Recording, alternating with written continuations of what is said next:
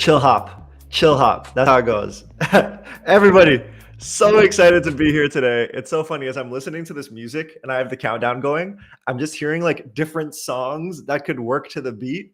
And one of the ones that I started immediately thinking of was I'm on a boat, Lonely Island. I don't know if you guys know that. It's like, I'm on a boat, do some flips. And I'm like, all right, here we go. We're here. I'm on a boat now. That's fantastic. Everybody, super excited to be here on this Friday. Can you believe that it's already August 15th? What in the hell is going on? Snap your fingers and here's where we are? You got to be kidding me. So I'm in Toronto, as some of you may know, Toronto, Canada. Shout out to my Canadians in the house.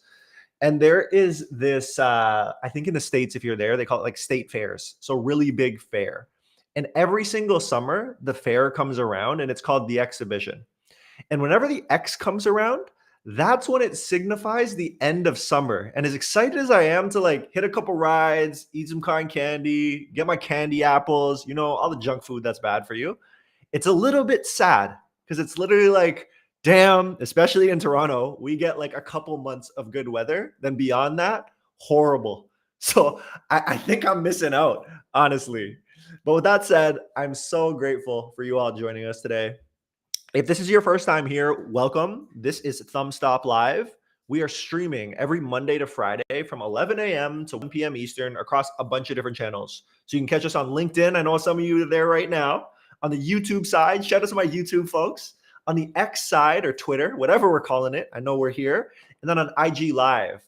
Our Instagram chatters, you're the real ones. I struggle to see the chat sometimes when you guys are jumping in, but whenever I go after, I'm like, holy crap, it was popping. What the hell? So shout out to you guys. Shout out to you guys tapping in. So with that in mind, essentially, you can see here where we post a lot of this goodness about the different people who are joining us or the different clips from the different shows. You're going to catch us at ThumbstopLive, at ThumbstopLive, at ThumbstopLive. All right, y'all? Fantastic. So today, I'm excited. We got a couple different types of people who are joining us. So later in the show, we're going to have Matthew Gattozzi. I hope I'm saying his name right. I got to check with him. I hate when I mess people's names up. But we got Matthew Gattozzi on, the founder of Good Studios. I think he's based out of Seattle. That's the last that I heard. But he's going to be a really interesting conversation. There's so much on the professional end, like his growth from just like starting as a, honestly, I need to learn more like what he actually did. But I know he did a lot of content. And I saw him on Twitter a bunch and then really took off with the studio. And there's a lot to him that I believe that we can start to uncover, which will be super fun to just get a peek behind the curtains. But to kick us off in a little bit, we're going to have Taylor Brandt joining us. So Taylor is at Headline. Known her for quite a bit of time now, in all honesty. I want to say a little bit over 3 years. In this game, that's like forever. I'm old. So because of that, Taylor is going to be able to speak on all things industry, what she's seeing, where she thinks the industry's going. And the really cool thing about Taylor is Taylor not only is just like a traditional VC who invests money and like tries to find the next unicorns. Like Taylor lived this. She was an operator at brands, like doing her thing, running ads, working with different teams. So knowing that background, I'm so curious to know how that's informed her investment strategy, if it is at all, and how that starts to come to life. But once she joins us, I'll bring her up on stage. But everybody, something that I'm curious about for you guys tuning in, it's like summertime's ending in my world. I've talked about this slight seasonal depression that will come from it for me. I'm curious, in your worlds, is there anything that is like an amazing summer tradition that happens around Labor Day or whatever it might be? Okay. Lake houses. Okay. Yeah. Lake houses. Lake houses are sick. I like a good lake house. We call them cottages in Canada. So we got good cottage country in Canada. But yeah. That makes sense. That makes a ton of sense. So yeah, for us, whenever the exhibition rolls around, that's literally the time when it's just like, okay, what's going to go down? I go twice a year with my friends and then I go again with my family. And then we get to go to do things like see the dog show and all these different dogs running around, try all the best food that we can start to try. And then we have a lot of fun that way. Something else that I'm curious about, y'all, is just like on your ends, when it comes to who you admire, I know I'm switching gears a ton, but like who you admire in the industry, I've brought up a ton of different voices. I am curious to know who else in this industry are people that you respect and like wanted to hear from. For example, next week we have quite the lineup, everybody. Let me just take a look at it to see who we have going on. But we have quite the lineup. So on Monday, we're going to have Shireen joining us from Ilia Beauty. So all of the Ilia Beauty stands that are out there, you're going to want to hear from Shireen. On Tuesday, we have Morella Crespi. You all know Morella. Morella is incredible. And then we have Chase Mohensi. I got to work on these last names. But Chase is going to be joining us. And he would have just come back from a vacation. So I'm excited to hear some of those vacay stories. On Wednesday, we have Marin. Marin is the founder of Inspire Brands. This guy's a G. He has like 30K followers, but more importantly, he's dropping media buying tactics galore. So I'm excited for him to be up here. Followed by Marin, we have Cody Whittick. Cody is the founder of Kinship. Kinship is a pretty well-known agency. They do everything. They're not traditionally just like buying ads, but they're more so acting as a growth partner across the board. And then next Thursday is a huge day. Like I'm pumped for this one. We're going to have Connor. So Connor Rowland. Connor is the head of growth at HexClad, and he's one of the marketing operators that you all know and love. And then right after Connor, we have David Herman. David Herman's a legend, like legend. So that day is going to be a legendary day. So excited for that to happen. And then on Friday, we got a couple people. We have Jess. I never know how to pronounce her last name, so I got to get that. But she's a CX wizard. So getting some of her insight will be super impressive across the board. And then right after Jess, we have the one, the only Nick Shackelford, who's going to be joining us. So we have quite the lineup of people who are joining us next week too. But as you know, I'm always looking for new people. So if you have someone that you admire, or if you're like, yo, I want to jump on this thing too, talk my shit, talk about what's going on, I'm more than welcome to have you up here. Just hit me in the DMs, okay? And like I said, I see the viewership going up a little bit here. What this is and what you're tuning into is ThumbstopLive. ThumbstopLive. So check us out every Monday to Friday from 11 a.m. to 1 p.m. Eastern, and give us a follow at ThumbstopLive, at ThumbstopLive, at ThumbstopLive. I can't say it enough. It's already ingrained in me. I need a button that I just press it and it says it for me. With that in mind, everybody, we've talked about a ton of different things. I still want to hear what your favorite end of summer activities are. Again, the exhibition is a big one for me. I'm going to be there. I'll post my pictures and all that good stuff. But I now am excited to welcome the one, the only Taylor to the stage. If I can figure out how my technology works. There we go. Hello. Taylor. Maybe what's up? How are you? Huh? Good. How are you? I don't think my background worked so well. Maybe I'll change this to something more boring. You look like you're in the, I don't know how to describe it, but in the abyss, and you're like coming out of it and you're like, oh, I've arrived. We're now here. Yeah, exactly. Well, I did the really like smart thing, which was on a whim get a puppy this weekend. So keeping the mornings fun. What inspired that? You're just like, I need something to take care of. I got my first dog when I was 22.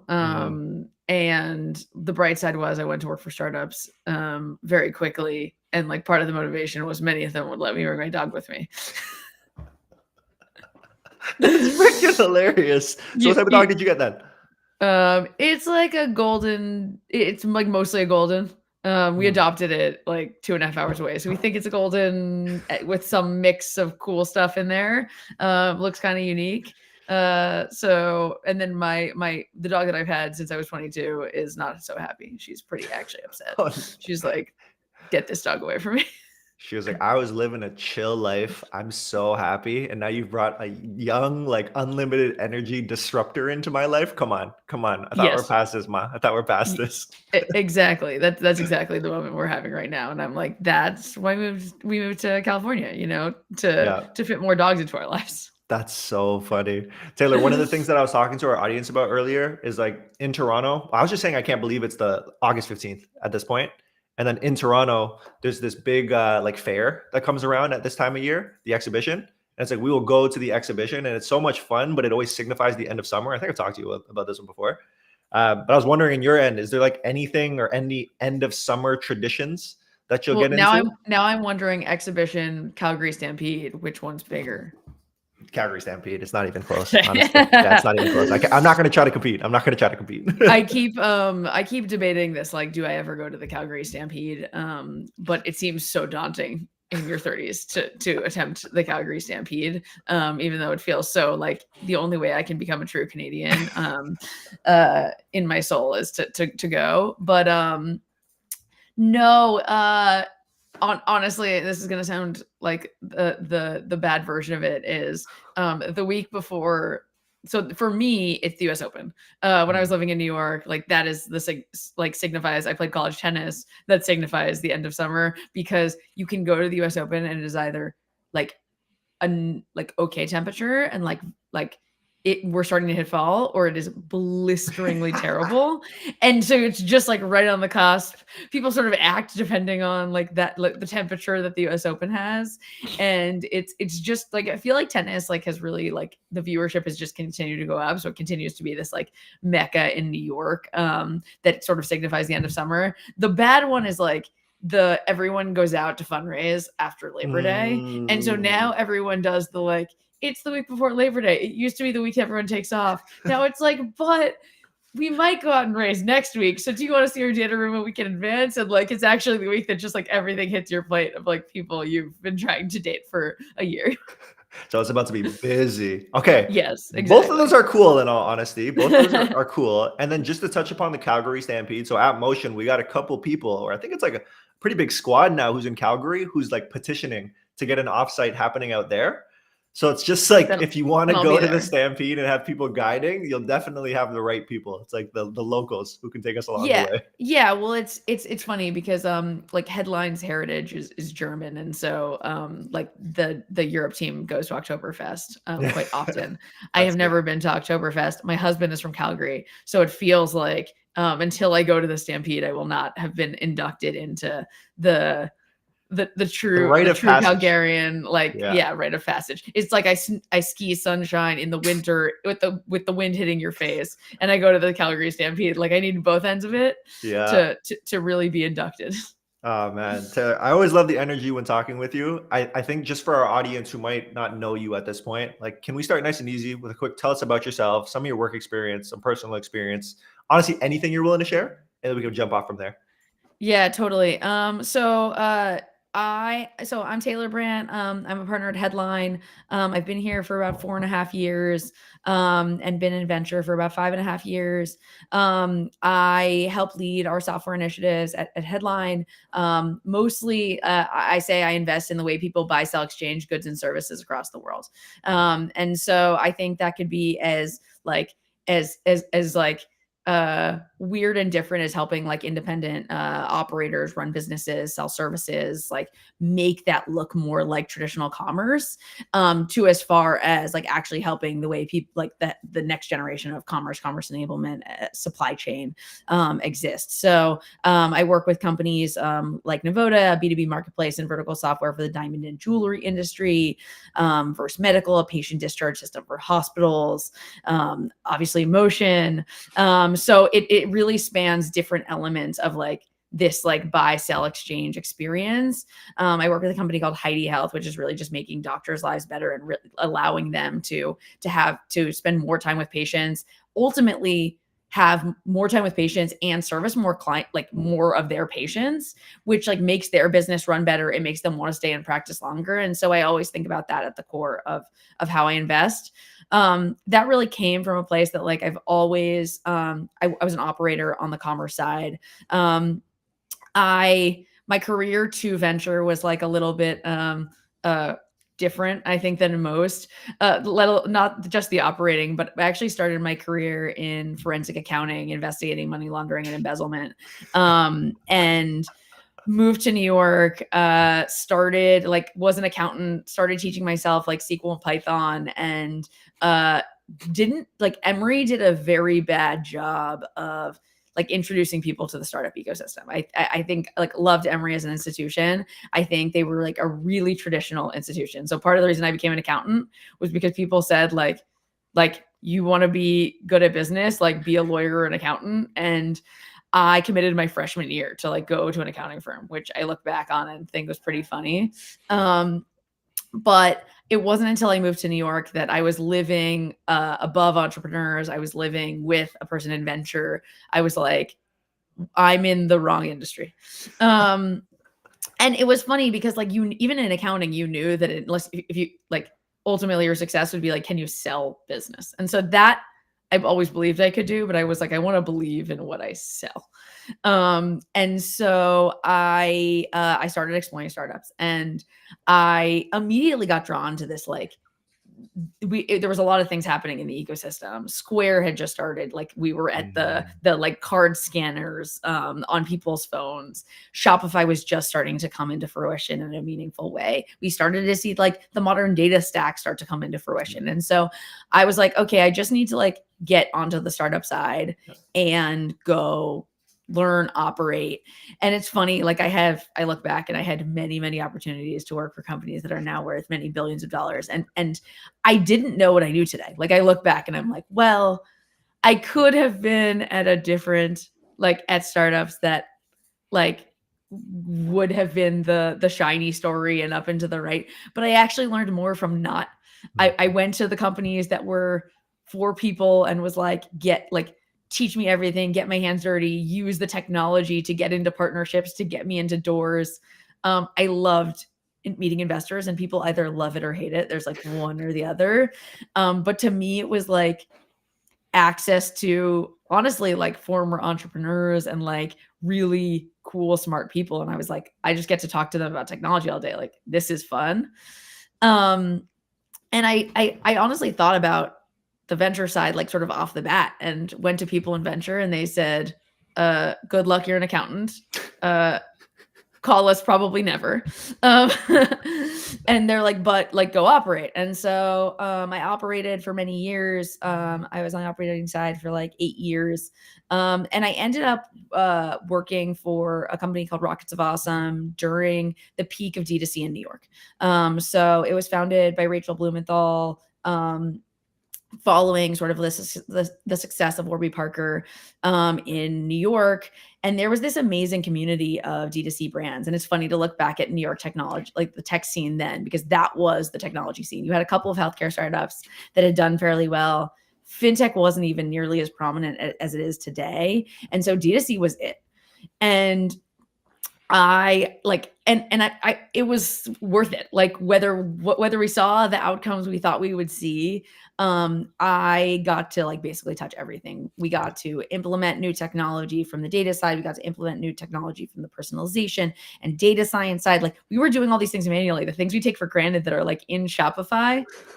Like we were all on a system called Spree Solidus, like us, Glossier, like everyone was on this like arcane API system that like had to like hire data scientists to build personalization, and had to like, I look at the things I did and I was like, no one should need me to do that in businesses like this. And so like when I think about Navoda and the jewelers they serve, I'm like, we need to just offer it all to help them run their business, because they should not need I was like an analytics engineer, let alone a data scientist. Like we had pure like PhD data scientists that were helping us build technology. And so I fell in love with the technology side. I wanted to learn about the unit economics of every business. So I put together a growth and data meetup across New York, across companies like Row, Harry's, Daily Harvest, Farmer's Dog, Billy, basically anyone that I could put together that I thought was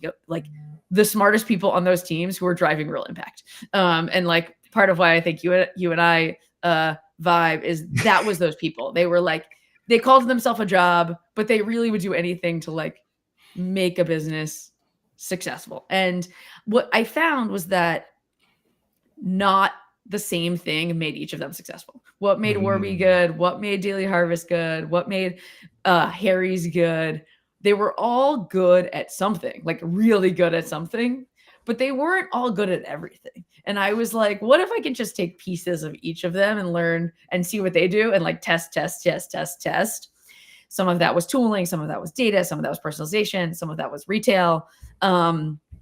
And I got fascinated by it and saw a lot of technology opportunities in that. And part of why I fell in love with motion was it was the biggest problem that I had as an operator. Yeah. I was a finance person turned analytics engineer. And the minute I was told that one of our board members was the head of growth at Dropbox and said, you should become a marketer. And in my brain, I was like, marketing. No. I was like, I'm a hard skills person, like marketing, no. And then I was like, okay, I can do this. It's just like trading algorithms. I built my own multi-touch attribution models. I was like trying to like game the system. And then I would go to our creatives team and I was like, we need this, the click-through rate's better here. And they would look at me with like the blankest of stare. And my COO sat me down and was like, Taylor, you're like a terrible communicator. Like the way you communicate like this to me and the board, fine. Like they don't know like what your BI dashboard is telling you. Like you're asking them for things, you're asking them to make creative quickly. You're basically telling them what to do without actually sparring with them. So I would like go on Ads Manager. I would go look at whatever Rothy's was spitting out that week because their ads were just so good. I would pull all of our competitors, Primary Kids, and then I would pull the people that I thought were doing it best, which at the time, like motion graphics and Rothy's was peak. And I got really close with the CMO of Casper at the time and was just watching what some of these folks were doing. And the nice thing about, there were pros and cons of kids clothing. One of them was that it was retentive. Like we built a really good retentive machine. But it was, how do you get people in? You got to get the click-through rates higher. And there were just like key principles we had learned. Like you put sparkles at the start of the video, like it worked. Like you put kids at a certain age, it worked better. Girls worked better than boys, but you still wanted to hit that demographic. And so it was a lot of things that we just started building, like a lot of the things that we've talked about over the years at Motion. And I've been fairly lucky because if I look across the places that I've gotten to invest across the like retail and commerce stack, it was the things that I thought were the biggest gaps. It was around personalization. It was around storage and collaboration. It was around creative strategy and communicating with creative teams and empowering creative teams and then deploying marketing dollars. Because ultimately, the longer I did it, the more I believed that the hardest thing was going to be creative iteration. And that was the biggest knob that we could turn, because ultimately, like, do I put more money in podcast or do I put more money in Google? Like, you saw it already get so much better in platform in those windows of time that you're like, this will get better. But like creating, even in a world where it's easy to create, which I think it will never be, you can only put out as many dollars as you have to spend without burning the dollars, with being able to hit enough customers to actually like to get data signals in the system. And so the things you put out need to be good. They need to be bangers, and you need to at least have a couple bangers in there. And so it can't just be, I have 100, let's just try all 100, because if they don't even get enough dollars through that channel and through that ad format, like, you didn't get real signal that mattered.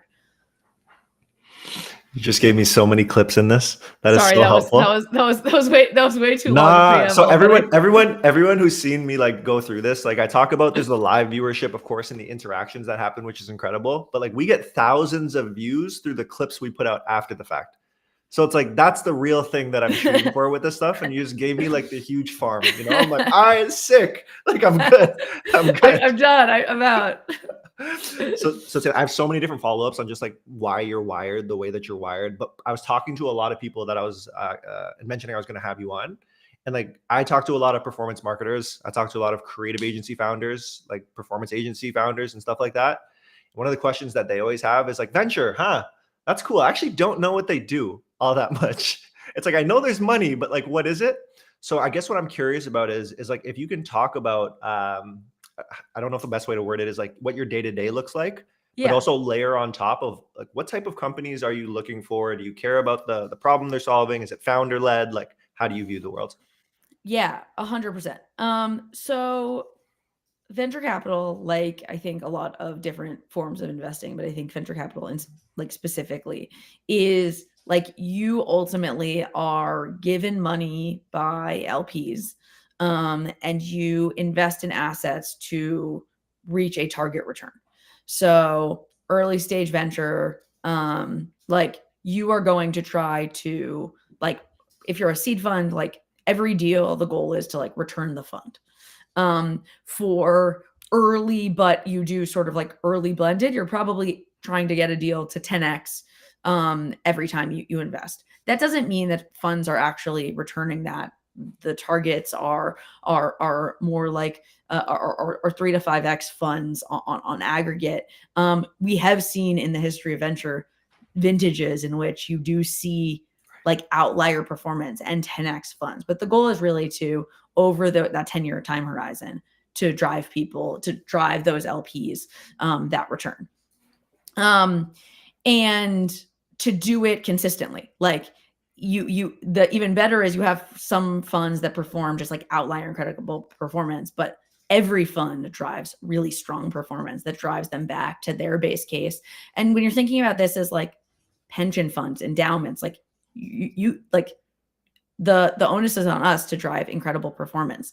Headline really started with LPs actually from industry, and part of why commerce was like it drove me to Headline was they had both early investments at the forefront of vertical software, Appfolio, House Call Pro, like core systems of record, but they also had LPs from industry. So folks like Auto Group that own Crate and Barrel and CB2, and Kering that own Balenciaga and Gucci, and Porsche, and like different modalities of commerce. And so coming from D2C, I really wanted to understand like where those variances sat. How did the enterprise like think and understand? Were they moving at the technology pace that D2C was? And the reality was it wasn't, but they were just such established brands. And brand mattered so much in their history, their footprint was so large. And so you can't just put out any creative if you're one of these anchor brands that have been around forever. You have to be really thoughtful on brand and taste. And that was an incredible learning for me to get to work alongside those folks in the underlying foundation of Headline. In my day-to-day, you basically sit like there are multiple parts of venture. The core of it is sourcing, diligence, deal making. Like that is the start. So you have to talk to a lot of companies to see what good looks like. And find the best things in each category. So I spend a lot of time thinking thematically about what I think. Like I basically go both tops down and bottoms up. I want to understand, here are the categories that I'm excited about. Here's why, here's why I think they're interesting. Let me meet every company in that sector and probably more. Like, because you can always be surprised by something outside. I won't stretch so far outside that I feel like I'm not the right investor. I want to feel like you're working with these people for 10 plus years in most cases, like that I'm the right person to actually add value to this business, that I'm someone that actually understands the industry and have done the homework before we're even in the room. And so today I spend a lot of time on vertical AI, B2B marketplace procurement, commerce infrastructure enablement, and supply chain logistics. And a lot of them sort of underpin the way this like commerce layer, even in vertical AI. And then on the vertical AI side, I spend a lot of time on industries that like haven't turned over technology in a lot of decades, like, and are feeling crisis, like energy and utilities right now, construction, supply chain logistics, like where we know things can be better. And not a lot has changed. And we watch companies like Flexport and Convoy try to like go around the current system. But really, I think with AI, we have a real opportunity to like change the system at play and make it easier for non-technology first companies to adopt, because part of why starting in D2C was amazing was actually like D2C marketers are the best. D2C technology was the best. Like it was actually like the forefront of pushing. Like we think about like people use Shopify and 50 other tools, 100 other tools. You go to a doctor's office, like they use one tool, and people are like, are they going to spend more on technology? You're like commerce brands are doing the same top line and have 100 tools to drive efficiencies. And that just wasn't the model in these other industries, was just add people. And so I really think about it like these ecosystem plays of how, like I look at, I've spent a lot of time thinking about, and this is going to be a total tangent, but on like recruiting people for clinical trials and running clinical trials more efficiently, and the similarities to D2C is unbelievable, but it's almost like it's 10 times worse. They go to Facebook, they recruit patients, they then have to qualify the patients, and many of them drop out of the funnel because they don't qualify them fast enough. They then have to match them to a clinical trial. They save them in these databases, but they like don't actually store them in like a standardized format. Most of them are still in file chest. You're like, I'm like, I feel like I've seen this already. Can't we just like copy and paste? But like obviously there's regulation and there's medical data and all of so it's very, very interesting from that perspective. And but yeah, so going back to sort of the day-to-day, so that's sort of from a thesis perspective where I spend most of my time looking for those companies, meeting and diligencing those companies. Today I spend probably half my time like doing outside in work on the companies I like most. Most companies like spend a lot of time operating their businesses. I try to find signal from the outside that like it's working. I've spent time with those founders, and then I'm going to do work to make sure that when I come to those meetings, like I've already done the work. I already know everything about the industry and why they are the winner. And then like going and trying to win and like saying like, I'm the right partner. This is why like you should take our capital. I think it's this misnomer that like people just ask us for money. They do, but like the best companies like have a lot of people that ask to give them money. And so and then I think the thing that I've loved the most is actually finding companies before it's obvious. I think that that's been my favorite thing to do, is finding companies when people still sort of like look a little bit confused. They're like, is that big enough? Is that interesting enough? Is that a good enough hook? And then in those coming years, like really that first like 12 to 18 months is like mission critical. It's like, okay, let's go prove to the market that like we're all in. I try to be as hands-on as I humanly can be to like help those businesses sort of like break out, see that inflection, validate that it is bigger than other people on the surface might have seen. And then the rest of the time is really on is helping those portfolio companies. There's this guy that I work with, and he goes, if Taylor doesn't pick up in 3 minutes, then I think something's wrong. And that's like my goal, is that that's alwais first. If a portfolio company needs something, wants something, like that is first, but your job during the day. So like your job during the day is like find new companies, diligence new companies and convert them. And so in whatever way that form it can be, I think that you'll see that's, I think, why people get confused about what venture looks like. People are good at different things. Some people are really good at content. Some people are really good at doing events. Some people are really good at just like small dinners. Some people are just good at like like, hey, I come to your office every single, like I will come. I had an investor at a very good firm that told me one day, he's like, I spend the entire year working on 10 companies. He's like, I start the year knowing the 10 and I spend the whole year wooing those 10 and trying to get a couple of them to take my money. And like, you can be good at this in different ways. And so you see that come to life in different forms. Taylor, that was incredible. How are you on time? We've hit what we have scheduled. Are you okay to keep going a little bit? Yeah. Yeah. Okay, sweet. I have a million questions that we're not going to get a chance to get to. The first one that I have is more so digging into your brain here. So one of the things that I know about your story that you alluded to quickly is that you played tennis competitively for a really long time.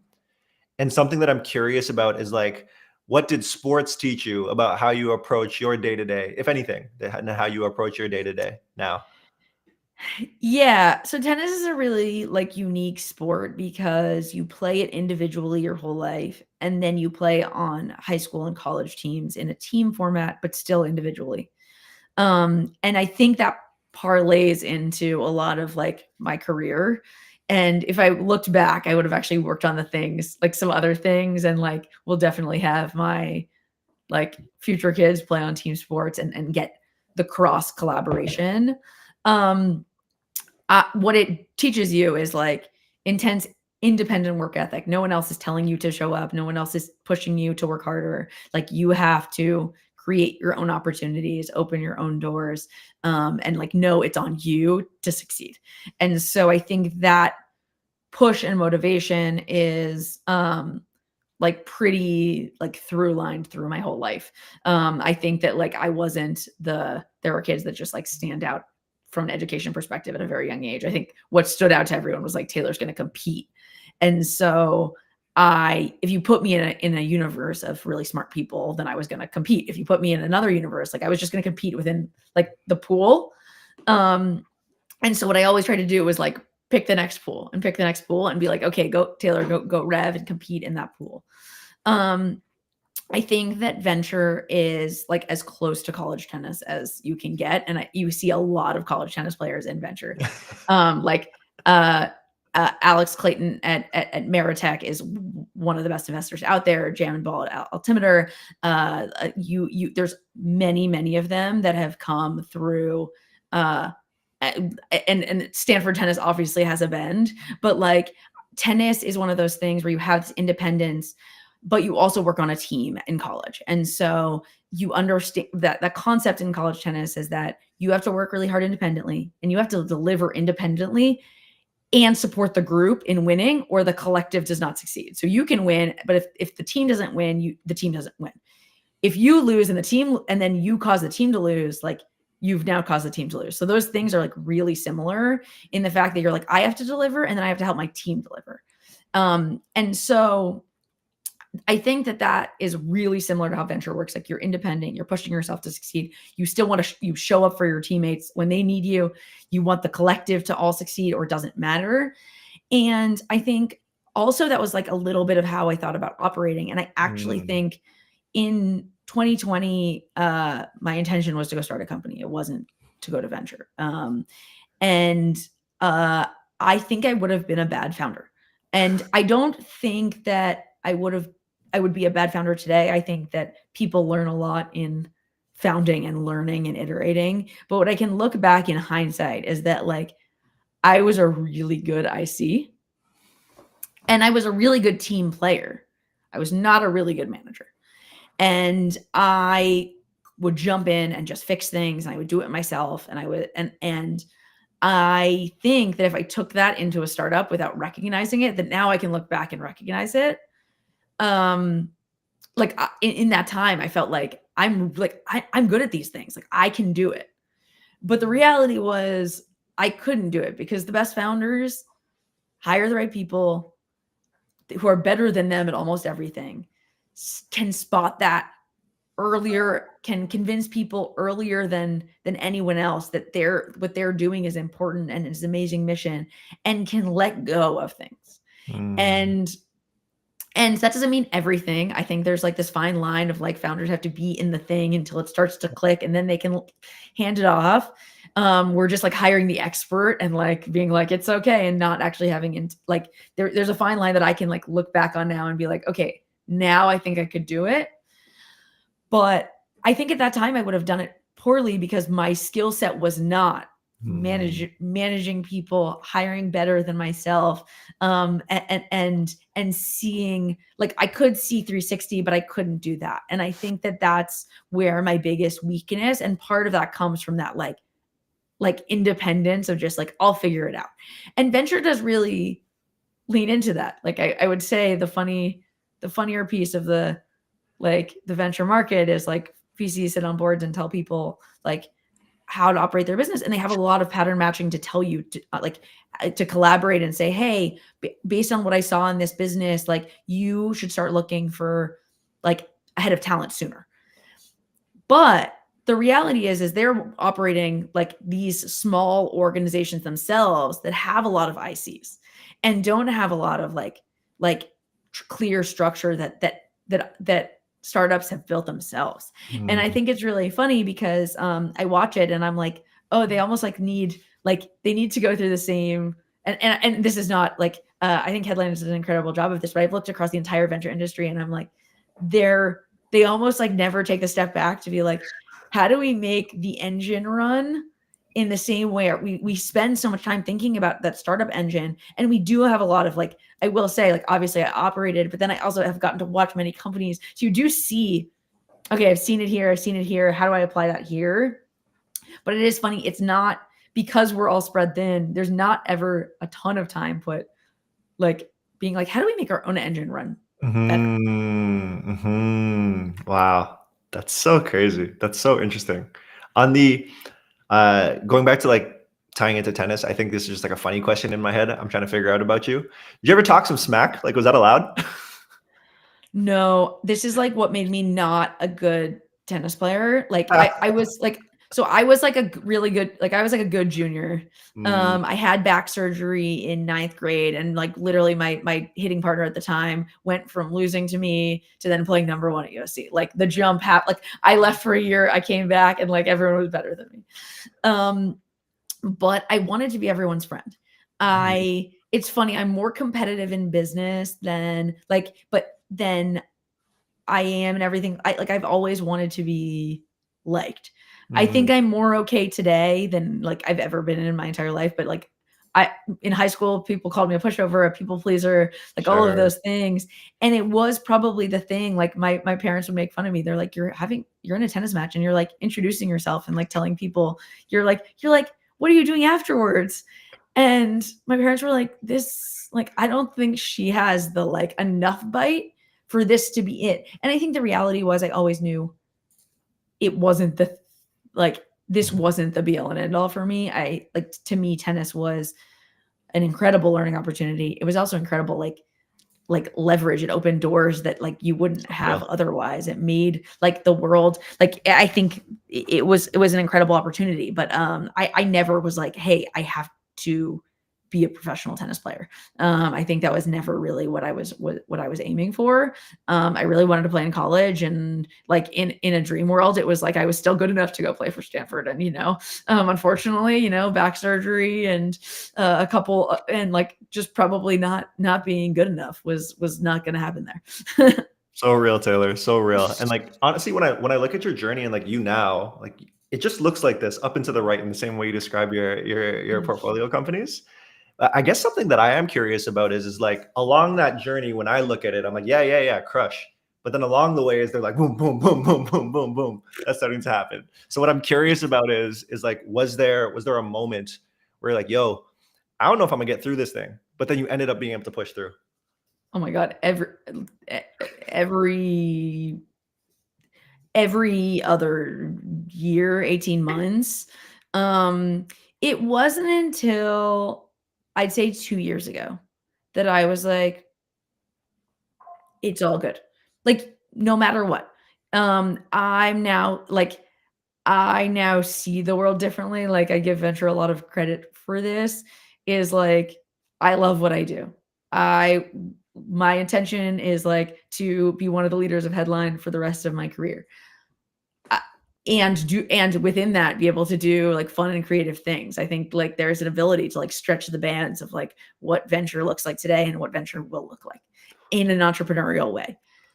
But I feel like I'm like, oh, I'm fine now. Like I could start 20, like I could start something venture scale. I could start some side business. I could there's a bunch of ways that I know how to like move, like pull and move needles now, that like the am I worthy, am I successful is not like a question, like I'm like, it's okay. I don't need that validation from anyone.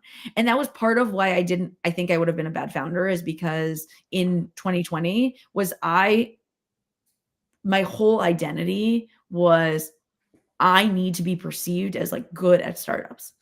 And I hadn't picked a unicorn. I hadn't like it's much easier to pick the company that's like already ripping and just like you jump on board when you're doing that. And I think that like when you joined Motion, when Elliot joined Motion, when I work with Heidi, Jesse, and Rags, like they were like, we are all in. We're all in on this thing that has like nothing yet. It's like just a concept. Like that's much harder to do. And I tried to do that. I didn't pick the unicorn. And I think that I identified myself so much based on I have to have this outlier success. And I think that looking back, it's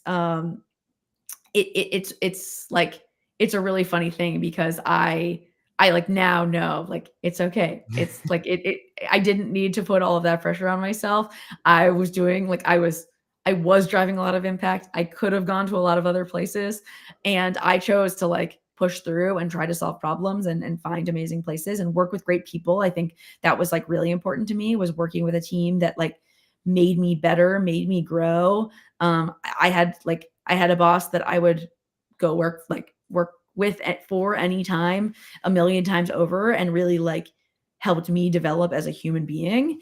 And so I think that was like the most critical. But yeah, there were many moments I like think about and I'm like, wow, I felt like that, like, what do I do? Like, what do I do? And at the time when I was like thinking about starting a company, it was like, if I don't succeed, like, who am I? Now I'm like, I would start 10. I was like, I know that I could start something. I know I could start something that could find fruition. Fruition is not just venture success. It's like, there are so many business successes out there, and I did like validate myself with like, okay, I've hit a venture like check mark. Oh my And gosh. now I know the best founders don't. Like the best Right. founders are like, venture is an avenue to push my company forward, but like validation of like I raised capital is not the thing to achieve. Yes. Oh man, so much self-realization and actualization in there. Taylor, I have so many other questions, but I feel like we just catch up another time, or we like set this up again. I do have one final question for you that I ask everybody who comes up on here about. If you don't have an immediate answer, throw it to me first. I can help out. The question is do you have a favorite quote? And if so, what is it and why?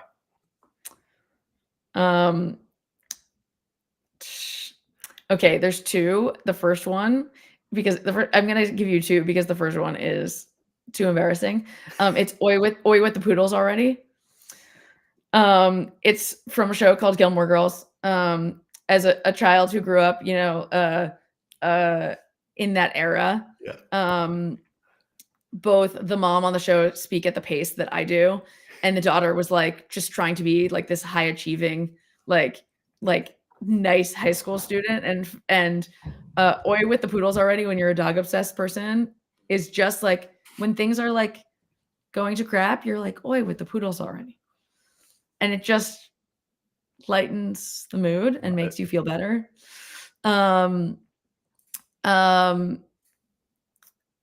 And then my former boss used to say, like, oh my God, I'm going to blank on what the actual verbiage is. And I literally just put it in something, but it's like, take the bag and pass the buck.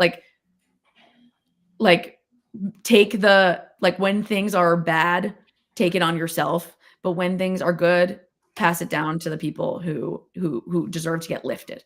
And I think that was really important, where it's like when things are going really well, like you don't want to sit there and be like, I did this. Like, it's like, hey, look at the people on my team, on their team, on like who made this happen. And I think really like makes people like, it just makes, and I think that's why I liked working for her so much, is she was never sitting there like being like, oh, look at this performance we had. It was like, Taylor, come in here, talk about what you've been able to accomplish. Like, she did it. And like, I was only in that position because she gave me those opportunities. And so I really saw it, not only like the words, but like how she put that into action. And I think it's an incredible quote to live by. Oh, Taylor, this is incredible. I appreciate it. We got to run it back at some point. There's so many other things to get into, but I sincerely appreciate the time. It's been super helpful. Of course, I will go back to sourcing and Crazy Puppy. I'll talk to you really soon. All right. Later. Bye. Oh man, everybody. This was incredible. I think one of the things that really resonated with me in this conversation is that Taylor was like, put her in any environment and she will compete. Like whether it is a business world, academically, like no matter what it might be, it's just like actually competing in there. And that's awesome. Like that fight to you, if it was in any athlete or if you, whatever it might be, like is a super cool thing. And as everybody knows, in between guests, what we got to do, we got to stand up, get our stretches in, make sure we're alive. I show you all, I have these little sticky notes that remind me to do these things. But everybody, if you're just joining now, I'm so excited for our next guest. Oh my God, I was reaching out to him, just like being a creepy guy and just be like, please join this show, please, would love to have you on. But someone I've definitely admired from afar for a long time, just like on Twitter, checking in. So I'm super excited to welcome him to the stage in a second here. But for anyone who's just tuning in for the first time, what I will mention is welcome to ThumbstopLive. So we are live every Monday to Friday, bringing up the best guests and all the people you know and love in our industry. And this is basically a love letter to them. Like there's not only the operator side to them, but they are humans. And behind these humans are really strong stories. So what I will say is if you're interested, tap in with us. Check us out at ThumbstopLive so you can see what we have going on. So with that in mind, I would love to welcome this guy to the stage. So if we can, let's get that round of applause ready and let's welcome Matthew to the stage. Whoa, wow, I love it, dude. I was waiting in the waiting room. I didn't know how this was going to go, but that was smooth, man. I feel like you've done this before or something. I'm like making it up as I go every time now, so I'm happy. Thank you for the words. But how are you, man? It's so good to see you. Yo, good to see you. I think I'm streaming on my channel as well, so hopefully we get some fellow peeps in the house. Dude, it's Friday, we're here. I'm a little nasally right now, and my family's been sick, but we're here. The energy is gonna be 100% though, that I can promise. Ah, man, that makes me so happy. So I've been like battling something the past couple of weeks and I suck it up every time. I'm like, before it's like, let's go, emergency down, vitamin shot down. I'm like, bring me back to life, please and thank you. I am here. So I'm with you in this. Matt, so I have so many things that I want to talk to you about. I know, I saw that prep doc. I was like, dude, you went in your bag with some of these tweets of mine. You went deep. I tried. I'm like, dude, you gotta investigate me low key. I definitely did. So what I am wondering if we can kick off with is for those of you who might not know you, if we can just give them a quick, tell us about yourself, a little bit of work experience, a little bit of personal experience, honestly, anything you're willing to share, we can take it from there. Dude, as I said, open books. You can literally ask me anything, I'll answer it. Appreciate you, man. Appreciate you. So I'm Matthew, and I am the founder of Gattozzi Studios. We are a creative studio based here in Seattle. And, our whole goal is to be creating content that converts viewers into profit for brands. And we do that through kind of 3 core stages. You got your creative strategy, so all the customer insights, things like that. Production. One unique part about us comparative to most other shops out there is that we actually shoot in person. We're on track for 140 productions this year. So we cook Tuesday, Wednesday, Thursdays. We're usually shooting. And then there's like the data side, right? So we're looking at the data, and then how do we improve the ads and optimize, right? So that is a good little feedback loop that we serve for our clients. And then, you know, we do photo shoots, video shoots, and things like that as well. So we're kind of like the full stack creative for brands. Prior to doing this, I was a professional ballet dancer. I feel like that's you know, wait, did you not know that? That's No, I don't think I did. That's like, if you want to get into like the personal stuff, yes, I'm a professional dancer, hurt my back. So I stopped dancing professionally and was like, want to make money with my camera, and started out in Austin. I was like shooting like food trucks and restaurants. And that's really how I got started. And that was 7 years ago, just freelancing, and then eventually kind of built everything up and started putting together production and marketing. And here we are with a team and a squad, and we're making great content for brands. Let's get it. I love it. I saw this one video. I was looking through your page of like you just hitting a little dance. It wasn't even anything crazy. It was just like, all right, let me get a little boogie in. And I'm like, yo, that was really good. What the hell? Yeah. So well, it checks out. There you go. That checks out. You know, now, you know, I kind of reserve my dancing to like a wedding. So invite me to your wedding, and I think one thing I should do is probably start a business where you invite me to your wedding just to be the dancer that starts the dancing. You know what I mean? Because like I'm that guy that can be on the dance floor by their self. Like I can be by myself, and I will be full out by myself. So if you need that at your wedding, anybody watching or listening, invite me. I will be there, and I can guarantee your party will be a good time. And nobody needs to know who I really am. But $500 for the day, that's my fee. Because I get free food. So I get free food. If it wasn't free food, it'd be like 1,000. But, you know, I discount it for the food. Got to stack it up at that point. Oh, my gosh. So something I am curious about is like my wife grew up competitive ballet dancing as well. And then like I've heard about how intense the career is. So for yourself, like talk us through how that shaped you kind of into the person that you are, man. Dude, it's super intense. Like, I don't think people really understand how intense it is. So, you know, basically at a young age, I didn't start out like with an intense schedule, but like from about 6th grade on, dude, I was training till 8 o'clock at night, and then having to like, so I'd go to school full time, get out at 3, train from like 4 to 8, and I'm going into the city. I was like grew up in Boston, so I'm like training back out home. I would start homework at like 9 o'clock to like 12. Yeah, it was a grind. Slept and would wake up at like 6, and then like to finish up the homework and like do that every day. Yeah, so like that was like growing up like super intense. I probably did 20 to 30 hours of training a week, which is a lot for like just like a kid.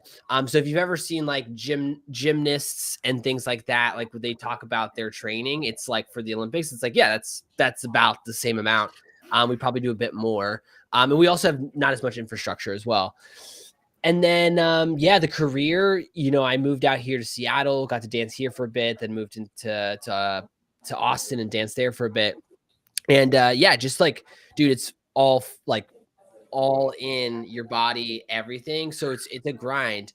And you know, so like for me now, I like, yeah, I work hard for sure. But it's not the same physical toll. So, you know, maybe that's like my edge. As well as like I used to dance for like 10 hours a day and cross train and stuff like that. And now I just sit and like make content for 10 hours a day. So I used to play basketball up until my first year of college. Then I realized I'm like, I'm not tall enough. I'm too skinny. This isn't going to be for me.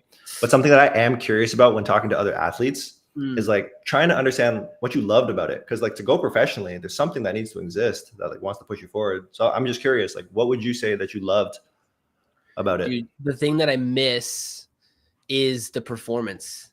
Like Mm. just you're in a whole zone. You're in a whole different place, right? Like when you're training, you're thinking a lot, right? You're trying to like perfect your technique, your skills. You're thinking about the choreography, the music. You're collaborating with all these other dancers to make sure it looks good. But then when you're in the show, it's like a whole different world. Like you zone in and it's like, I don't even know how to describe it, but you're just like, it's like you don't even think, you're just doing it, right? And all of that practice gets you to be in that flow state, right? Like you don't have to think because you've rehearsed super long. And this is like, you know, Steph Curry, like he's shooting all these threes. So he's just in his flow state. Like when he's not thinking about like, oh, make sure my elbow is, it's like, he doesn't have to think about those things, right? He's just shooting. And that's like the same thing. And then obviously you're in front of, you know, a few thousand people in the theater and, you know, not as big as like, you know, a stadium, but, still like, just like that experience, I miss it. And that's like what drove me, honestly, was just to do more of that. Do you feel like you are searching for a similar feeling in what you do now? I think it's not necessarily that as much as it is like to have like control. So like one thing that was really cool was like, okay, so everybody's like, I guess like when I was a professional dancer, I was living my dream, right? And most people can't even say that they got to live their dream. So like that is a beautiful blessing, right? But then there's like the reality of it, right? So it's like, okay, I've been working so hard to get this professional contract. I get the professional contract, but now what? Right? Like now you got to like live the dream. And I think it's easier like to want to chase a dream than like being satisfied, like living it. I think, you know, there's probably plenty of people that feel that if they sold their company, right? Because it's like they've been chasing for this growth and then it just sells and it's like, well, what happens next? So I kind of had a little bit of that, but I think also there's like a reality, which is like, okay, I got the professional contract. Well, guess what? I'm at the very bottom of the professional now, right? And now I got to like work my way up that way. And I'm not saying it's subjective, but there's a lot of things where it's not in your control, right? Like you get certain roles, you don't get certain roles. There's politics, there's all this stuff. And it's just like, man, like I was always so frustrated. I always felt like, oh, I could do that role. Just give me the shot, you know? And I didn't have that control. And then when I got injured, I stopped my career fairly earlier than I had wanted to. So for me, I wanted to make money using a camera and making videos because I really enjoyed doing that. But I wanted the control. I wanted to be able to like be able to do the things that I wanted to do. And so I think for me, like I didn't really set out to be like, oh, I want to be a business owner and I've got this master plan for a business. It was more so just like, I want to be able to be in control and bet on myself because I felt like I couldn't really fully bet on myself in my dance career.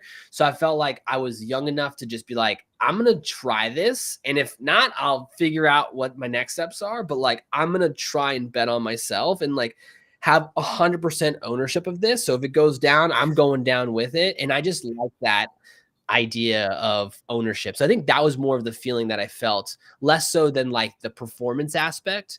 Although I miss that flow state for sure. I don't know if you can really get that, you know, in business, to be honest. Like, I don't know if Slack messages really like light me up into flow state like that, you know? I love how you've unpacked this though. I love how you've unpacked this because there's so many different like moments in our lives where it's just like, I think there's an obvious answer sometimes. It's like, oh yeah, like the performance element. But then when you really unpack it, you're like, yo, like this whole section of my life, I didn't have that control. How do I go and get that thing? Mhm. And I guess one of the things I'm curious about off that is I've had the privilege of talking to so many different entrepreneurs at this point, and then you've put it under the bucket of like controlling your own future here. What I am curious about is like, if you were to reflect back even to when you were training, would you say that that entrepreneurial bug always existed in you? Dude, I'm gonna Yeah. not lie to you. So Probably interesting. not. Real, no, but this is real. This is So real. okay, because like, okay, so like, I think All right, here's the hot take is I feel like people try to almost make it seem like they are some like founder or entrepreneur before they really are. Like I just genuinely like cool, you did like lemonade and like you flip sneakers. Like I don't know, like I don't think that you were thinking like, "Oh, I've been an entrepreneur like since the beginning." I just think like you were just trying to make a quick buck, right? So there's that. And to be honest, I was like so dialed in to dancing that like in school, like I was not thinking about like a business or even trying to make money or any of that stuff. If anything, like the things that I gained from that time though was like you know, with ballet specifically, it's probably the most like has the most infrastructure of all Mm. arts. So like if you're an artist, it's pretty hard to like make money. People talk about that, right? But like with ballet, there's like companies, there's contracts, and there's a lot of funding that goes involved in it. So you talk to a lot of donors. And I got really good at that. And like they would put me to like talk to donors because they're like, this guy Matt will like he'll like talk to them and make them feel great and keep giving us money, right? And so if anything, it was more of understanding how to relate to people and a lot of these like intrapersonal skills that kind of came from it. Now looking back, I'm like, oh wow, that's really important to be able to connect those things, and be able to, you know, sell people and whatnot. But it, you know, it's not like I was intentionally gaining these, you know, insights to then like launch my own business or anything like that. Again, like the first few years of me freelancing was like, it was not even a business, dude. I mean, it was an LLC, sure, but it was just like, I'm literally like making things up. Like, it wasn't like I had like, oh, I had a pricing structure and I had all these things. Like, I didn't come from like the marketing world and I saw other agencies and be like, oh, I'm going to start my own agency. And like, here's what like the general pricing should be. It was literally like, I've got a camera and I'll just start emailing as many people as possible to like say yes for like $200, and it was like a food truck. You know what I mean? So that was there was no master plan. There was no like, you know, I've always been a entrepreneur. I actually don't think that that's the case. And like, would I still be an entrepreneur if it wasn't this? That's the other question I ask myself a lot. I don't know. Uh, Like genuinely, like I believe in having passion for something. That's like a big core belief of mine is having passion for what you do. So like when I hear of people being like, you can go and buy a gas station or this or that, I'm like, that honestly, like that doesn't get me going. Like I don't care how good the money is, that doesn't get me like excited. Like this is the right now in my life, solving for creating the best content at a great price for brands is the only problem that I care about. Is the only thing I obsess about. Everything I do obsesses about this one thing. And if that changes, then like okay, but like there is no that I am not like there's plenty of other business opportunities out there that could be good, could even be better. I just can't get to it. So I don't know if that makes me like always an entrepreneur or if it's just like I'm an entrepreneur for this one thing and I'm would be okay with that because I'm okay with this being my Man, life. that is such a good question to ask, though. It's just like, would I do this and start my own thing if it wasn't what the thing is right now? That's so interesting. Because like all things are hard. Like work is hard, business is hard. Like you should kind of want to do the like, and it's all problem solving. So you should kind of want to do the problem solving you want, right? Because like you can say like, oh, this is such a great opportunity, okay? And like it could be, and that great opportunity, like the payoff for that hard work could be like, ooh, this could be big. Like this could be life changing money for me, whatever. But then like when it actually gets hard, like do you got to do layoffs? Like do you got to do any of the actual hard stuff? Like do you still have that? Will you be able to have that same conviction through those hard times and like really push for that? that to me is very, very difficult. And so if you don't want, like, if you're just like picking it because the spreadsheet says it's a good opportunity, like that's going to be tough to navigate. Like you're going to be like, I would rather be like, dang, this is hard, but at least I'm getting to like talk about camera gear and be like, how's the fastest way we can shoot this thing and like problem solve that. Like that is that lights me up, you know, not, and then like, obviously there's other business things that I have to do as a founder, but I think that's like, people don't really think about it until it's too late, you know? For sure, for sure. Honestly, it's like when I hear you speak about this, it's like we have to remember we're putting one foot in front of the other every single day, and we have to live that day. So it's like if you hate your day, that's not going to be fun. Like that's going to be miserable, right? Yeah. So that's what I'm hearing. That's what I'm hearing through the line. So that makes a ton of sense. And like going back to like dancing, it's like there's so many times where my body was like just brutally beat, right? Like Shit. honestly, like that's like my back injury was so bad, like, dude, I couldn't get out of bed, dude. Like it was like I was dancing through that though. Like I was dancing through it up until it was like, oh dude, I literally like was like laid out and I had to like roll off and like, you know, it was rough. But like they had to like tell me to stop, you know what I mean? But like it's because there was a drive for this thing, you know? And so that always was, you were able to work through pain because there was something that you were working towards, working collectively as like the dance company. You were doing a production together. You were prepping together. You didn't want to let other people down. There's something really beautiful about that. But when you are like doing this because you're driven by like a spreadsheet and being like, this is a good opportunity, like, that's gonna make it a lot harder when you're starting to feel really sore, right? And it's like sometimes it can be not just one day, it could be weeks, months, and you've got to be able to like keep pushing, and that's really difficult to have. 100%. Yeah, back injuries are no joke, man. And no weird stuff about this. I'm just like, I would want to see your feet. Like the feet are probably destroyed at all times. Like, okay, well, like I will say it's not nearly as bad as women because they have to be on point shoes. Yeah. But you know, we had to lift them up above our heads and stuff like that. So, you know, mainly that was like knees and back, you know. I got you. But, I got you. Yeah. Can we over intellectualize passion a little bit? Okay, let's do it. Like, because basically I give everybody this context, but I don't have any kids yet. Everyone thinks I do because of this map. But in the future, I am excited for the day.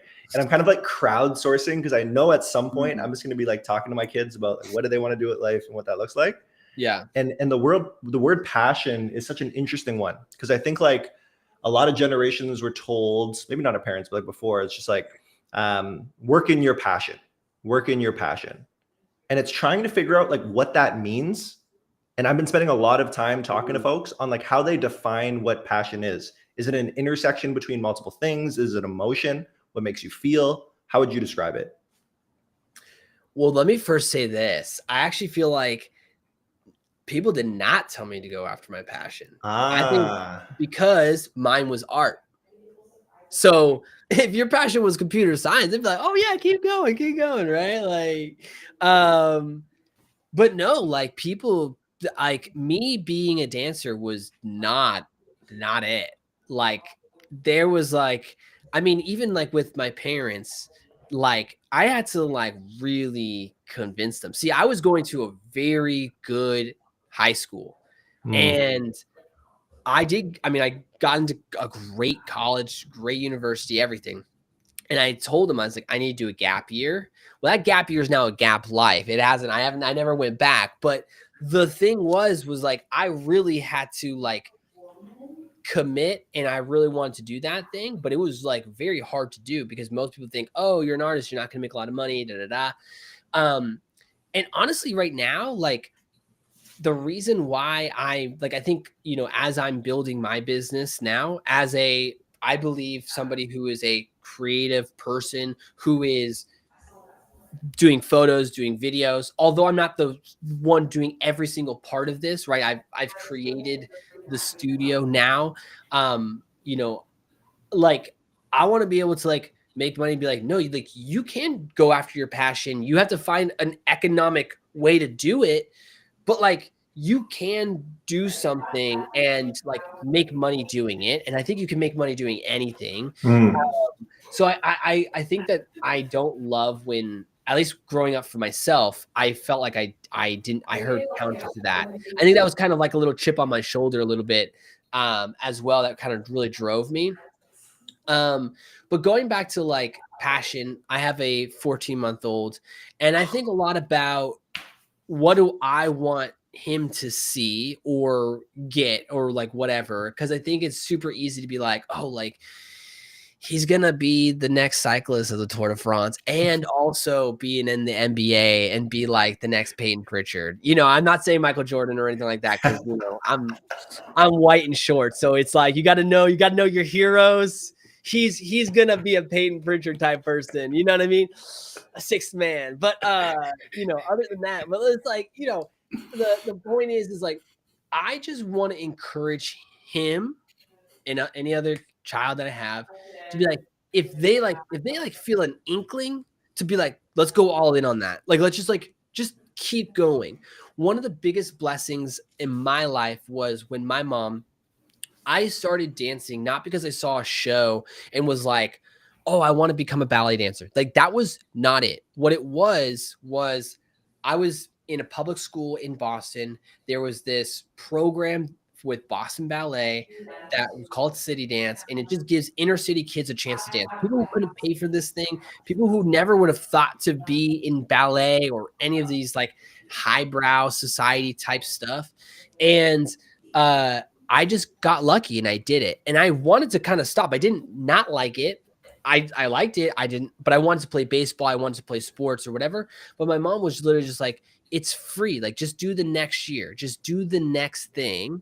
And like she knew because she grew up in the projects in Kansas City, Missouri. So she didn't grow up getting to do ballet. So she just kind of saw it as this is a great opportunity. It's free. Just do it. And just helped me adventure down that way. And over time, I just kept with it. And I think that's the other part of passion. So there's like inviting your child or kids or yourself to try things. But then also realize that passion doesn't come on day one. It comes over a period of time, right? Like nobody grows up and be like, I want to be an advertiser, you know, like I didn't grow up saying that, but there's over time of doing it. I have found the type of photos and the type of, videos that I like. Not everybody likes that type, but I like it because I love the problem solving of it. I love connecting it back to the business and all these things. That's a passion that has grown in me over time, but it's because I leaned into it at first. So when I think about passion, it should be inviting my son to if he wants to do something to keep pushing him to try it until it doesn't hit. But then also know that he's not going to be like, I want to be a professional blank, you know, after the first practice. And so it's like kind of this guiding of like just letting somebody like keep going. Oh, you know, you didn't like the piano lessons first time, like try it for one more year, you know, and like then see where you go. I think as adults, it's, you know, I think that's why coaches are so, I think adults still quit too early as well. I think most too early on a lot of things. And I wanted to quit ballet many times. I'm just grateful that my parents literally said like, oh, if you're going to quit, then you got to go tell Mr. Hurd, who's my teacher. And I was like, no, I'm not telling you. And then I just kept going, and then I was a professional. So, yeah, like I wasn't strong enough to quit. That meant that I didn't really want to quit, you know. 100%, man. I love that. I love it. It's been so interesting to like have these conversations because I've heard so many different themes at this point. So it's just like, what are one of the interesting ones I'm thinking about? So there's one version of passion and building it, because I agree, like it's not always right off the bat that comes. But then there's also a version of sticking with it, which I've heard other people called execution. So it's just like, are you making sure that you deliver on execution, like see it through at that point? And then tying it back, something that I really like about this is because like when I think about like children and when I think about myself and my own upbringing too, it's always the push and pull of like when to push your kid. It's like, when are you actually going to be like, no, this is good for you. Like, you really should try to push through. Or it's like, there's going to be moments where it's like, nah, pull back. And it's just like what to do in those different scenarios. So that was something really interesting that I feel like you brought up in your own upbringing too. So super cool, man. That is hard for sure to like have that push and pull. And I don't know where I think that's the struggle that I think about, right? Because I think a lot of times if somebody gets pushed a lot, then they kind of almost like want to be like, oh, well, I don't want to be pushed. I don't want to push my kids the way I was pushed, right? But like also inherently you became you because maybe you were pushed, right? And I think like that's like the hardest thing. Like when people like, you know, the question where people ask like, you know, if you could go back to your younger self, what would you tell them to do differently or this or that? My answer, I don't like that question because like my answer is like, it's not isolated. You can't get all the things you have today and then just be like different or change this one thing or like whatever. Cause it's like, once you make that one little micro change, it changes the rest of everything else. Right. And so like that is really hard because I think when we look back on things, it's like, how do we create this healthy space of like being like pushing and making sure that because you have force, like, you know, like what life is, right? Like you also know, like you can't just eat sugar all the time either, right? Like, so it's like you can't just like, I don't know, it's this like weird balance. And I think that's going to be a hard thing to think about. But just going back to passion for us adults, you know, so we don't have to talk about all the parents out there in the crowd. But for adults, you know, there's like that concept of like 10,000 hours, right? And I think for me, my biggest advantage is that I spent 10 years trying to become a professional dancer, and I was able to achieve that. So, like, you know, they talk a lot about with founders, like, oh, their second company is like the stronger one. Like, almost like it's like the first one is like whatever struggle, and then there's the second one because they already have so much insight or whatever. And I've only done this one company, but for me, I already had a full career, 14 years dancing, right? Like, so at 21, when I stopped dancing, I had a midlife crisis. And that's actually why I am sober. That's for another, I don't know if we have enough time for that, but that is why I'm sober. But the other part to it is like, I know what it takes to do something for over a decade, right? So to me, I'm just getting started, right? And I know what it's like to have, I've got 5-10 more years just to get to where I would want to be. And even then, that's just getting started, right? Because I've already lived that before. I've already done that process one time. This is my second time, new art form, but new decade. But like, you know, like we're just getting started in my opinion. And I think like there's something to be said about training hours, like the 10,000 hours and that building the passion, and like your art form and getting to this like really great space of like your ability. I think people really underestimate what that really takes. So it's like, it's the passion part, but like the execution. The passion, I think, is just kind of that raw energy that drives you through the hard times. I think execution is a little bit different, in my opinion. I think it's a little bit different. I think the passion is just like, it's like this energy that like you can't really describe, but it's the thing that just keeps pushing you forward, even though you're like, I'm insane for this, but I'm gonna still do it anyway. Like that is passion, you know? And I think it's a beautiful thing when you can be driven by it in your day to day, because if you don't have it in what you're doing, like things are going to be hard regardless of whatever you do. But if you can do something with passion, it makes the hard times a bit more bearable, just a bit more bearable at times. Yeah. No, thanks for over intellectualizing this with me. Cause like the semantics are always so interesting. It's like, is passion the bucket? Then there are so many things under it. Is it like a Venn diagram where it's like ambition, passion, execution? How does it come together? And the real answer is it's so multifaceted depending on how you've grown up, how your life is. So it's So it's super interesting that way. I also think we gotta run this back at some point and just talk about identity. Like Ooh. there's a version of like, you know what I mean? Like, because I've been there. Like I was like, man, if I don't call myself a basketball player, like what am I at this point? And like needing to go through that journey is a tough one. And I feel like that's its own episode. That is his own episode, Evan. We can't get into that. Then that's too much. I don't know if I'm emotionally ready for it. No, I will definitely talk about it. I'm gladly will talk about it.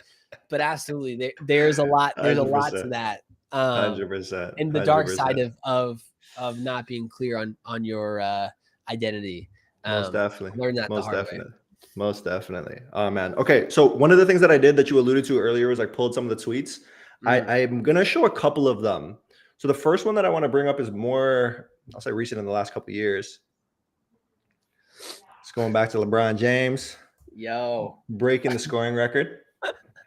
And everyone flaming you in the chat or in the comments. I'm like, wait, did everybody know who Phil Knight looks like? Like, I'm sorry. Like, I didn't know that was like, he's a common, like, I've read the books. Yeah. I know Nike. I literally have never seen a photo of that guy. I literally had never seen a photo of that guy. So I had no idea. I still think though that the tweet still stands. That's what I'm curious about. So like, I just think it's funny that people are flaming you. It's just like, hey man, Phil Knight. But what I am curious about is like, talk this through. Because like we're in a world where we're on our phones 24/7 in a sense. And like even the work you do, the people who are going to consume it like are right here. Right.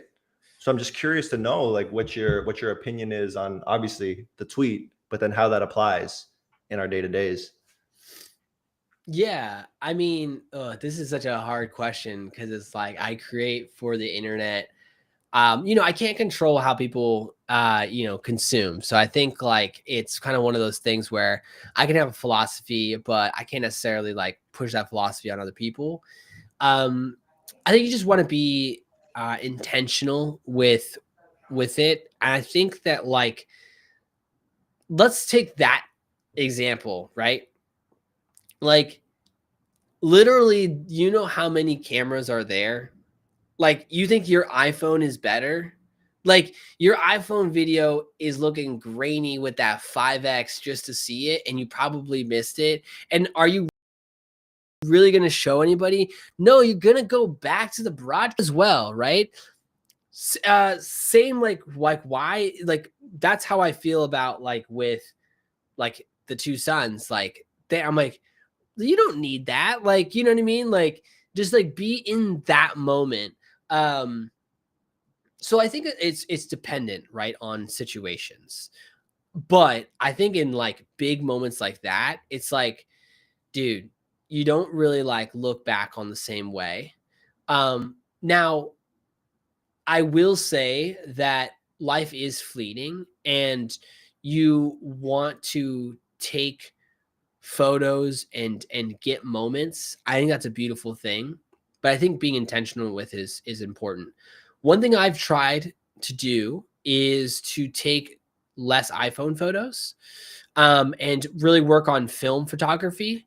The reason why is because you can't look back on the film. So I think a lot of times people like take photos and then they like try to, they look at it like, oh, I don't like this. And then they prejudge everything. And oh, there you go. And like they prejudge everything, right? And so then I think that is what takes away from the moment. I think if you look at any photo you take like 10 days later, even on the iPhone, you'll be like, oh, you get so nostalgic. But in the moment, you're like, oh, that selfie that wasn't really that great, right? Like you probably don't judge yourself in those photos as hard 10 days later as you do in the moment. And so like, I just think taking less is better. Like not looking at it, taking less is better. And like separating yourself. Personally, I don't post a ton of personal things like on social. And so for me, I think it's like with social media, I think people live to post versus posting their lives. And that I think is a huge difference because if you are looking at your life for the sake of content, like you're really driven by the next video, the next thing you've got to make. Whereas if you're just documenting your life, you can still post it online, but documenting is different, you know? I think it's hard to separate those two things. So it's a more of an internal thing, but I think if you can, that is a beautiful thing. I don't know, that's my rant. I don't even know where I went with it, but that's Nah, really, man. I love the word intentionality. I've been thinking more than ever about the movie The Matrix, like as I get older. Like we live in this matrix, and if you're not intentional, you will get swept up in it. It's like society tells you to be a certain way. Society tells you should like this thing. Society tells you this is what success is. But like if you're able to be intentional, like you said, and define all of those things for yourself, ideally you're happier at that point. So I really, really like the intentionality piece. What are you shooting, by the way? On my phone, on my what am I? I got which one do you got? Yeah, man. I got a few. I got a lot of point shoots. I like point shoots. Super simple. You're not worried about lighting or anything. You just boom. Yeah, Olympus. There you go. My wife got it for me for one of my birthdays, and then I got my my grandparents' really old school one straight from Japan. So I'm half Japanese, half Chinese. So it's like it's written everything on here, like on the back and everything. So another Olympus. It's like all Japanese. I'm sick, yo. This is legit. Dude, that's nice. What are you? I'm not sick by any means. I'm not sick by any means, but I'm like, I just do it for what you described. Yeah, The real thing is, I don't want to be on my phone like that if I don't need to, and like if it's not for also work. Like, dude, film is not cheap, you know. So like, you can't just be rattling off photos left and right, you know. No. So and you've got to select amount, right? And like, there's just something about it that it's like I love it. Also, like quality wise, it's just like the soft tones, a little bit of the grain. Like I shoot like Portrait 400, and it's just like, you know, you can never go wrong with like Portrait 400. You're like, you just really can't, you know, and like it just creates a look that is, it's just beautiful. Man. And there's nothing like when you get your film developed. That is so beautiful. And it's like this concept called like flooding, where you are like looking back on your like these memories, and like it's like you're like flooding yourself. I think that like going back to the intentional thing, I think the issue with a lot of the phones part is that it takes you out of the present moment slightly. But the worst part is that people don't go back to it. Right? And like the whole point is so that you can go back on it. But when you take, like, if you're rattling off photos, you're gonna, like, it's so hard to see it. And so being able to actually go back into those moments and really just sit in that, be like, oh man, remember that time when it's like, it's so cool. And you know, especially like with my son, who's, I mean, when they're young, dude, they grow so fast. Like the stages like stack, right? Like I've been in the same stage, I guess, since like the last 10 years, you know, like I grew a mustache. Like that's like literally the difference, you know? Like for him, it's like, he can barely sit up. Now he can sit up. He's got no hair. He's got hair, you know? And so like to look back and be like, oh my gosh, he's so small. Like that is so beautiful to be able to do that. But you've got to be intentional about sitting and being like, let's look back. Let's like look at those memories 100%. That we built. So I think it's just like, it's when you are taking content or creating content, like do it with intention, like to document, not to like be somebody or whatever. And then like also get to enjoy it. Like look back on your old content, look back on your stuff. Actually, it's funny because you saved a tweet for like this pre thing, and it was like all these 10 ads. It was like 10 ads that I had saved. You know, you could show it. But like, here's the thing about this tweet, okay? Which is it's from 2021, by the way, everybody. It's from 2021. 2021. Okay. So the thing is like I had saved whatever these 10 ads, and then it was like whatever, I made this thread. This was back when like threads were the thing. And dude, this went crazy, right? Like if you look at the saves and everything, it was huge. This was actually like the beginning of like starting to make more, like, this was the first thing that had hit on like some sort of personal branding side. Like, this was a turning point for me. So like, it's funny that you brought this up, because like when I saw this, I got nostalgic of, I remember exactly where I was. I had just moved to Seattle. I was in Austin. I had just moved back to Seattle. I made that tweet and I remember it going crazy. And I was in a big kind of transition trying to figure out, where do I go with these photos and videos? And I was starting to really connect the dots of marketing and production and putting it together. And also at the time, this was when I had decided I don't want to be a freelancer. Cause like prior to like, reason why I was a freelancer was like, I had seen all these people on YouTube and Instagram, like, wow, they've got this like cool lifestyle. They're working with brands and they're like able to like travel and they like whatever. And I realized like the things that I wanted to do, which was to like build commercials and like do a Super Bowl ad, was not going to happen because of just me. And I needed to build a team. So then I was like trying to figure out, okay, now I need to like build a team here. And I got to figure out, how do I do that? And so that tweet opened up a lot of opportunities to then really start to build from there. So like starting 2022, you know, that's when like things have really built, like where like, okay, now it's like, we're talking about Good Studios here. And so, yeah, just really cool to see like you bring that up. Cause like, it's just nostalgic for me, that moment in time. Like I remember that where I was sitting in my apartment when that happened. And, I think that's a cool thing. That's literally a perfect segue to, like, it was like talking film, being more intentional, reminiscing on the important moments. It's like, yo, look at this one. Oh man, I got the chills. I got the chills. Matthew, you've been so generous with your time. We got to run it back because there's so much more we could talk about. But there is one final question that I have for you that I ask everybody. Throw it to me if you don't have an initial answer, because I can help out. The question is, I'm wondering, do you have a favorite quote? And if so, what is it and why? Okay, so I was listening to I saw it on the prep doc, but I didn't know how serious we were going to be about that. And then I was like seeing, I was like, oh no, we're doing this. And I was like, oh crap, what am I going to say here? A favorite quote, I don't know. I really got to think about that one, but I do have a quote that I really like, and I pulled it up, and this was like during the Super Bowl, like, you know, the 2 weeks in between, like, you know, the championships and like the Super Bowl, and they do all the media stuff. And Jalen Hurts, the quarterback, he from the Eagles, he says, he has these like one-liners that he's just like, that I really love. Which one of them was, I had a purpose before they had opinions. Which is just that's a bar, you know, that's a bar. Like, then cue in like the like montage of like him going hard on the field, you know, like that, you start there and then the hype video begins after that.